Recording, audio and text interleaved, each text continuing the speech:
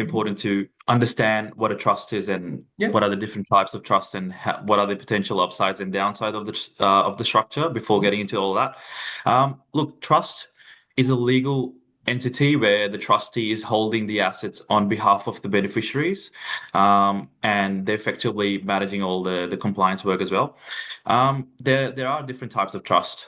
There's discretionary trust, there's unit trust, there's hybrid trust, there's testamentary trust. But I think when it comes to property, we're going to keep it short and narrow and talk about discretionary trust, which is very common and used by a lot of people to build that property portfolio.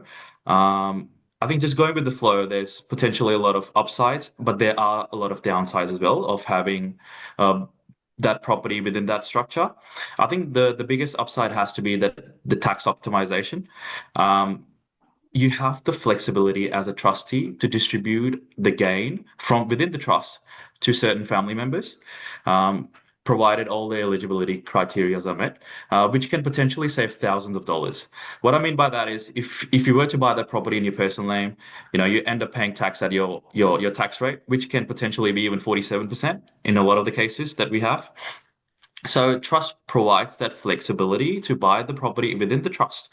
And then if you potentially make a gain, if you've got a family member, if you've got a spouse who's taken a year off, or you've got kids who are over 18 and tax residents of Australia, that you can distribute that gain to them at a potentially much lower tax rate, which can save you tens of thousands of dollars in the long run. So that's probably the biggest benefit.